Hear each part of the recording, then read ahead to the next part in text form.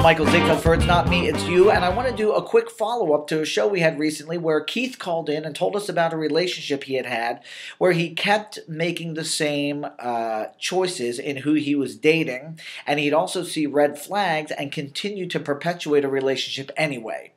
And I got an email from a woman who saw a parallel with a boyfriend that she had and proceeded to share with him this week via email more information on where she was at emotionally when they broke up. And it's been 6 months. And she says it's because she recalled a final conversation they had where they both asked the question, what is your vision of the future for yourself? And her answer was very much like a woman or someone that might be very emotionally attached, which is, or connected, I should say, which is I see a partner that's like this and a partner that's like that and healthy in the heart. And his answer to her was, well, I guess my vision is just to work through stuff when it happens. So I know that you're hopefully watching this individual who sent me the email. And what I want to point out to you, just to coach on this, is that you said you were done for 6 months to almost a year, and yet you keep returning to this person and this time in your life as a daily point of reference because clearly you are incomplete. And first let me say that I don't fault you in that. There is no right or wrong in communicating. There is, however, good, better, best, and we strive to do the best, which not only serves us, but serves other people. And I always say that to people. If you're going to communicate with someone because you have to tell the truth, which people use that a lot, I think it's a lot of bullshit. I ask you first, is what I am going to say to another person going to serve me, which of course it always does, and serve the other person? And if it doesn't do that, then the conversation should not take place. But by sharing with him again, you are setting yourself up for rejection and disappointment again. Because A, he doesn't think like that, and you're asking someone to participate in a way that simply they don't. Men are from Mars, women are from Venus.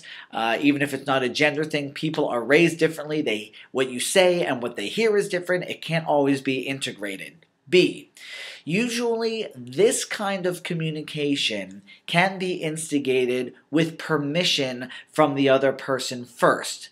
Do I have permission to engage? Can I say to a person, hey, I'm really incomplete about what we talked about. Would you allow me to, can we revisit this topic? And that will allow them to be open to hearing what you have to say without defending their position or feeling wronged or invalidated or getting mad or any of that other stuff. Finally, you felt unworthy and rejected, and now you are setting up a scenario to be rejected again.